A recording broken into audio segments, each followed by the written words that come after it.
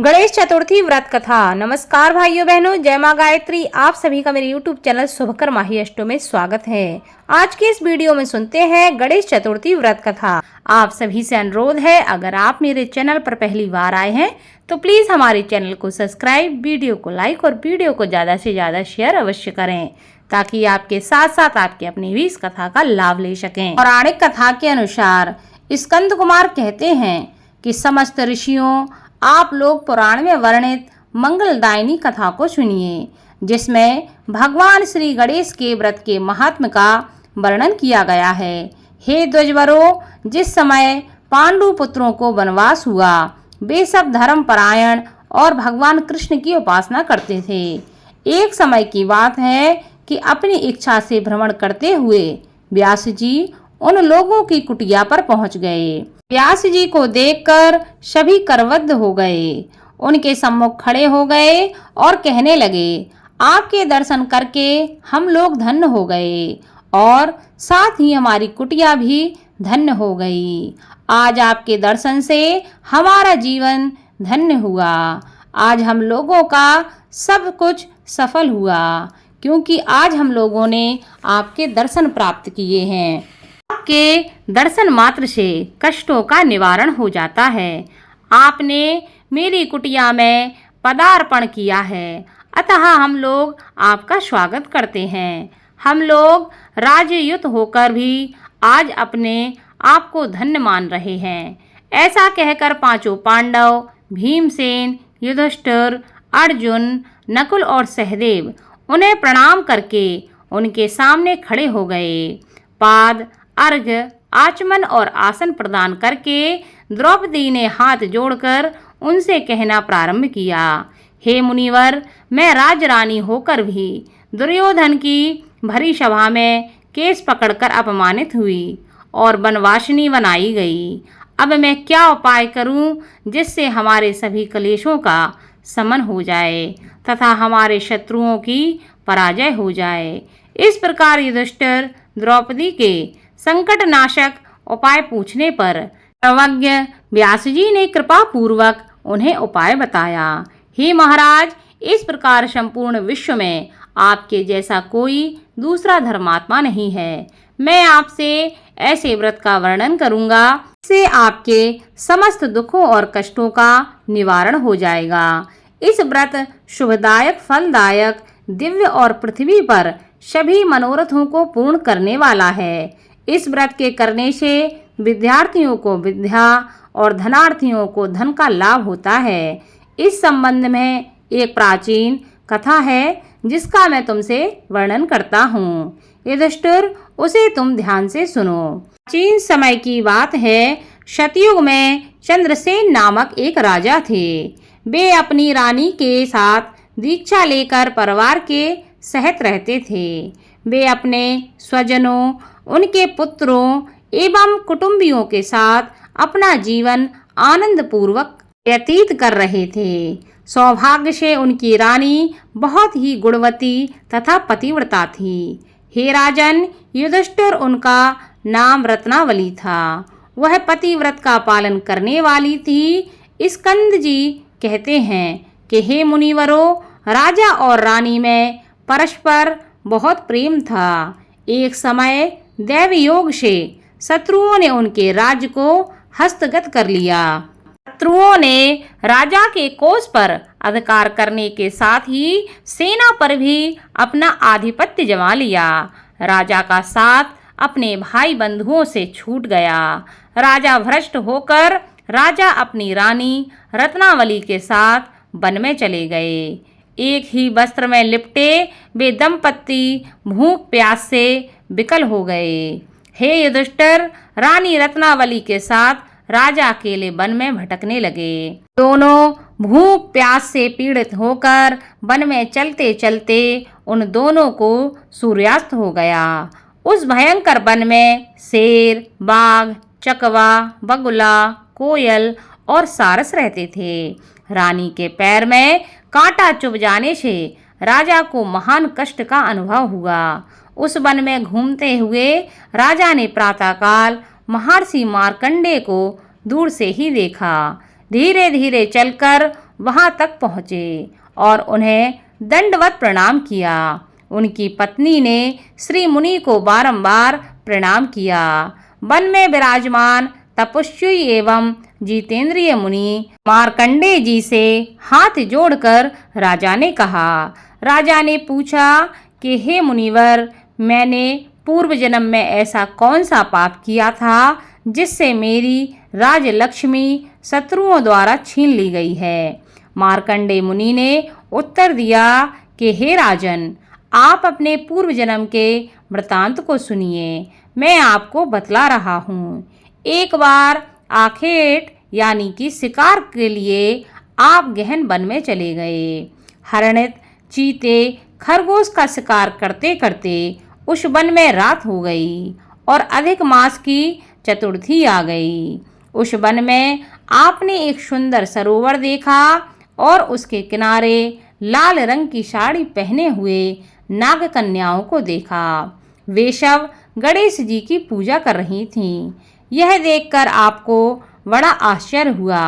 आपने वहां पहुंचकर बड़ी नम्रता पूर्वक पूछा कि हे स्वर्गगामिनी देवियों, गणेश जी की पूजा कैसे करनी चाहिए?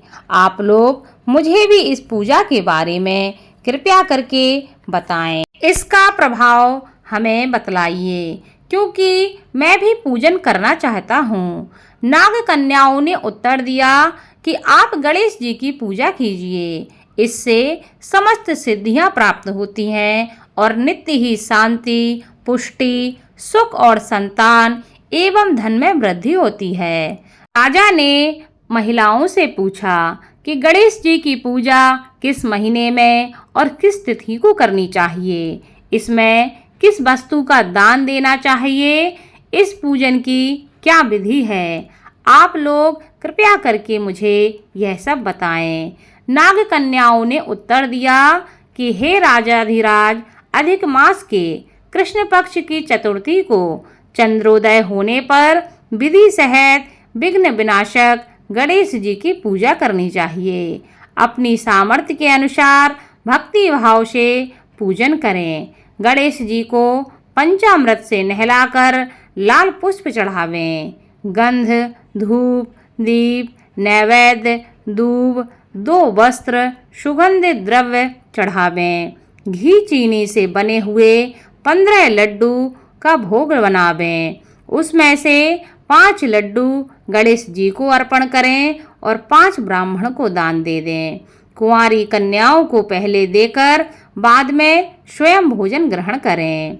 गणेश जी की प्रसन्नता के लिए समस्त सामग्री गणेश जी को अर्पित करनी चाहिए। उसके बाद गणेश चतुर्थी की कथा को अवश्य सुनना चाहिए। ऐसा करने से मनुष्य की सभी मनोकामनाएं पूरी होती हैं एवं समस्त सिद्धियों की प्राप्ति होती है।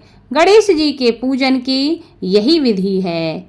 नाग कन्याओं की बातें सुनकर राजा ने उन्हें बारंबार नमस्कार किया। इस प्रकार राजा ने वहां गणेश जी के व्रत का मन में संकल्प करके सरोवर के तट पर जाकर गणेश जी का ध्यान किया और वहां से चले गए। इसके प्रभाव से गणेश जी आप पर प्रसन्न हो गए और आपको पुत्र, स्त्री, धन धान्य आदि से पूर्ण कर दिया। आपके महल में रत्नों के हार, स्वर्ण, गौ, हाथी एवं घोड़े, धन धान्य की वृद्धि होने लगी। कोई भी अभाव आपके जीवन में ना रहा। लेकिन कुछ दिनों के बाद आप धन को पाकर अपना व्रत भूल गए। इसके अनंतर आप उस जन्म में मृत्यु को प्राप्त हुए। हे राजन, उस जन्म में जो पूजन किया था उसके प्रभाव से आपका जन्म राजवंश में हुआ और सहृदय की मित्रता, सुंदर नारी का समागम एवं सुंदर शरीर की प्राप्ति होने से धनमद में आकर आपने व्रत करना छोड़ दिया, जिसके कारण आपकी ऐसी दुर्गति हुई है। राजा ने पूछा कि हे ब्राह्मण, अब मैं कौन सा काम करूं जिससे वर्तमान संकट से मुक्ति मिल जाए, जिस उपाय से हमारे जीवन के विघ्नों और कलेशों का नाश हो जाए तथा मुझे शांति की प्राप्ति हो। हे मुनि श्रेष्ठ, कृपया करके मुझे उपाय बताएं। मार्कंडेय मुनि ने कहा कि हे महाराज, पूर्वोक्त रीति से आप गणेश जी की पूजा कीजिए और संकटनाशन गणेश जी के व्रत को कीजिए। इससे गणेश जी प्रसन्न होंगे और आपको पुनः राज्य वैभव प्राप्त होगा। इसलिए संपूर्ण कष्टों के शमनार्थ आप स्वयं गणेश जी की पूजा कीजिए। व्यास जी कहते हैं कि मार्कंडेय जी की बात सुनकर राजा ने उन्हें प्रणाम किया और अपने भवन को लौट गए। रानी के साथ राजा ने भक्ति पूर्वक विधिवत व्रत करना प्रारंभ किया। व्रत के करने से उनके शत्रुओं का नाश हुआ। उन्होंने अपना खोया हुआ राज्य पुनः प्राप्त किया। गणेश जी की पूजा करने से सभी वस्तुएं सुलभ ही हो जाती हैं और सभी कार्यों में सफलता मिलने लगती है। स्कंद कुमार जी कहते हैं कि व्यास जी के वचन सुनकर महाराज युधिष्ठिर ने हाथ जोड़कर उनसे फिर से पूछा। युधिष्ठिर ने कहा कि हे कष्टों को दूर करने वाले महर्षि, इस चतुर्थी के व्रत की विधि बतलाइए। किस नाम से, किस मास में, किस प्रकार से गणेश जी की पूजा करनी चाहिए, तब इस व्रत में किस चीज का आहार ग्रहण करना चाहिए, कृपया करके हमारा मार्गदर्शन करें। तब व्यास जी कहते हैं कि हे राजन, अधिक मास में चतुर्थी को गणेश्वर के नाम से पूजा करनी चाहिए। लाल कनेर के फूल चढ़ाकर लड्डू आदि का भोग लगावें। लाल चंदन, रोली, अक्षत और दूब को एक एक नाम से अलग अलग चढ़ावें।